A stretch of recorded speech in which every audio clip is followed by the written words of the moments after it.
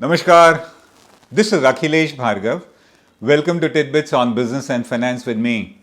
Rating agencies in India of late have been at the receiving end of severe criticism. They have been alleged, they have been accused of negligence, dereliction of duty, and collusion with fraudulent and criminal managements.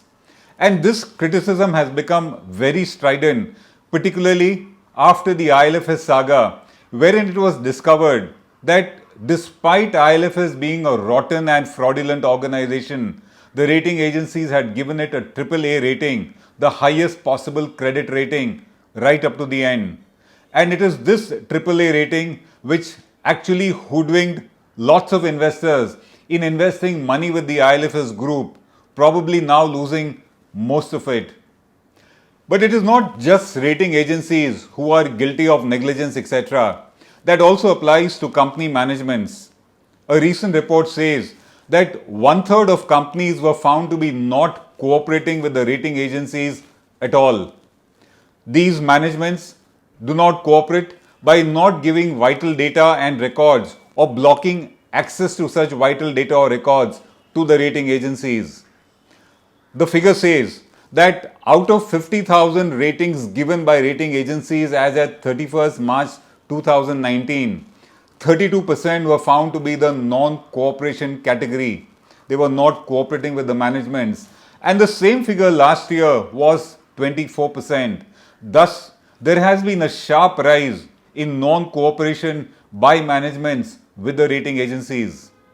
And this non-cooperation is particularly limited to cases where the rating given is below the investment grade rating, or the management knows that there is an imminent risk or chance of their rating being downgraded, and they thus react by not giving information at all. So what do? Vital material information is blocked, and it generally pertains to payment defaults, prosecution and penalty proceedings against the company and its directors, instances where there is litigation which could cause heavy losses on the company, or frauds found in the company which the company does not want the rating agencies to know. So this is how they ensure that non-cooperation takes place. SEBI, of course, has rightly taken serious note of it and has asked rating agencies that in case companies do not cooperate with them, they must still go ahead with the rating on the basis of information available with them, of course with a red flag and a warning that the management has not been cooperating. It is expected that this would be an enough warning to users of the rating to warn them that there is something seriously wrong with the company, and thus it has been non-cooperative. We think that is not really enough to protect the interests of the investors and the public at large, because unless you really do not know the actual truth, what is it that is being concealed by the management from the rating agencies, you really do not know to what extent your investment with those companies is at risk. It is not just rating agencies which are facing non-cooperation from company managements in India. Auditors too are at the receiving end of non-cooperation from companies they audit. Companies are known not to give information to auditors that may be detrimental to those companies. They either give half-truths, or they do not give the truth, or they give records which are doctored, or they even give parallel records. And these instances have been happening more and more. The highlights or the main ones that have been there in public domain of this kind of non-cooperation by companies with the auditors, they start with the case of PwC and Reliance Capital and Reliance Housing Finance. PwC resigned because of non-cooperation by the management of Reliance Capital and Reliance Housing Finance in not giving the information that was asked by them. They thus had to resign at the peril of resignation, in fact, because the Reliance management threatened to sue them. So PwC, RCap, Reliance Housing Finance, the first glaring instance of non-cooperation by the management. Ernst & Young resigned in the case of Manpasand Beverages, again on the ground that they were not given the information and records that they wanted. The recent forensic audit of KPMG in the case of DHFL says that records are not complete, records were not given, and in respect of thousands of crores of loans given and supposedly repaid, KPMG says in the report that there are not adequate records even available to find out the truth. The forensic audit of ILFS also came up with something like this, that the actual position is either not known because the management is not cooperating, or the management has given bogus parallel records. In yet another case of ICICI Bank during Chanda Kocher's tenure, it was known that parallel accounting records were maintained by the management in order to not show the actual true picture of NPAs to the auditors. That was yet another form of non-cooperation. In the recent whistleblower complaint of Infosys, the whistleblowers alleged that the accounts department has been instructed by the top management of Infosys to withhold material information not just from the auditors of the company but also from the independent directors. The news also comes that a CA firm called Batlibaoy and Purohit has resigned as auditors of Manpasand Beverages, and the reason is the same. They are not being given access to the records that they need. They are not being given information. In fact, in this case, they say that the auditors are even being prevented from entering the Baroda factory of Manpasand Beverages. Yet another case of such resignation on account of non-cooperation by the management was PwC resigning in the case of Vakrangi Limited. And PwC said that it was not giving them the records needed, the information needed, and it was also not disclosing the true state of affairs of the company. So, you have enough instances where we know that managements have not been cooperating with the auditors, just as it has been in the case of rating agencies. And because of this kind of a non-cooperation, the resignations of auditors have shot up. Just in 2018, 48 companies, listed companies on the NSE witnessed resignations of auditors primarily because information was not given to them. This figure of 2018 is 4 times the combined figure of 2016 and 17. Information not being given. At that point of time, in most of the cases, the auditors resigned without even mentioning the reasons why they were resigning, what was the kind of non-cooperation that they faced. Thereafter, SEBI has come up with guidelines.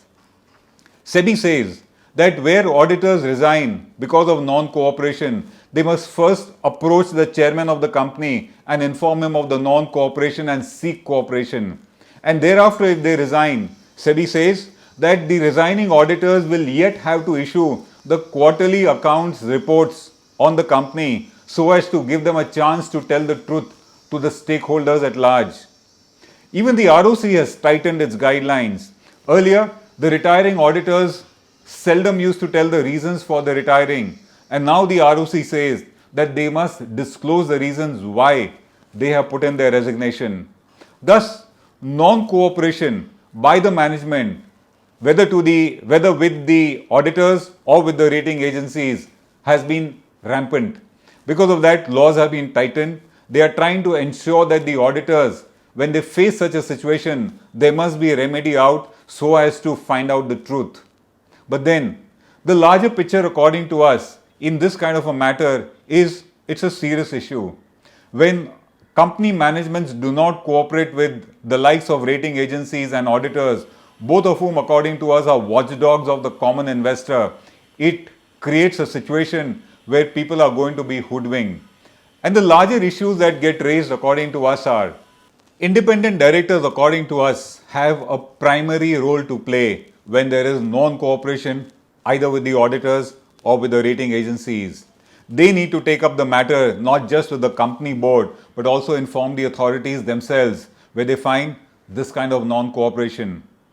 The second that we notice is that whistleblowers according to us become an antidote to non-cooperation by the management.